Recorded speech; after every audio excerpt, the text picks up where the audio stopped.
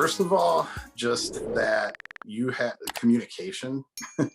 I mean, I would say half of the times there's an offensive protection breakdown. It has nothing to do with the physical part of it. It's just someone didn't, pass off to the next guy, or didn't switch on a stunt, or things like that. And so if you had someone who could communicate well at the center position, which is something that I prided myself on, was making line calls. I even had the freedom to call audibles from time to time, and just someone who kind of saw the whole picture and could talk and communicate. And I was probably the smallest guy on my offensive line in my senior year, and I think I was 6'2", 265. For a D3 school, like that's most of the guys were bigger than me, and I was blocking guys who were a lot bigger than me most of the time. But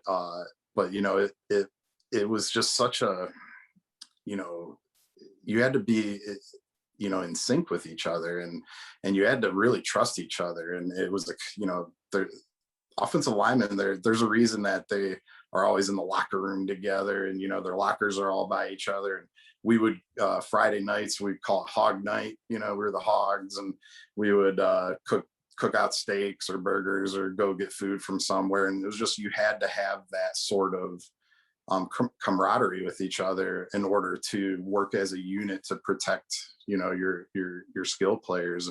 And we knew, we knew when you have a quarterback like Matt Durazio, you wanted to make sure that you protected him. And we had a running back named Shane Rannebarger, who was a 1,000-yard rusher. He was just a beast. And and we wanted to make sure that we took care of those guys, and we took pride in making sure. We wanted Matt's uniform to be clean at the end of the game. We took pride. When you guys are facing a really good defensive line, and maybe guys who are bigger than you, for example, like if you got a guy 20, 30 pounds bigger, and what was your philosophy? How did you approach that? In the OAC, every week was a test. It didn't matter if you were playing Mount Union or Capital, or, it was, there were very few weeks off. And for me, it was, I'm trying to think of the best way to put this. I was a prick when I played. Most people that know me outside of football probably wouldn't ever imagine me being that way on the field. But when I was on the field, I was a jerk, and I wasn't dirty. But I knew how to talk a little during the game, but never to where I would get a flag or anything like that. But I knew how to get other people to react to that stuff. And for me, if I wasn't bigger than the guy over me, I was going to try to get a psychological advantage on them.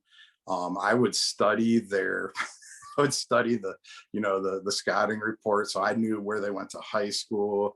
This was early internet days, so like we didn't have social media and stuff. Otherwise, I would have known their girlfriends' names and things like that. But I knew everything I could know about them before we played, and so I might pepper a few of those things here and there during the game. But yeah, I liked, I went to the whistle, and unfortunately, I think it hurt me, like in regards to, being like first team all conference or something like that, just because I think there were some coaches who probably really didn't like me that we played against, but I didn't care about that stuff. I just cared about doing my job.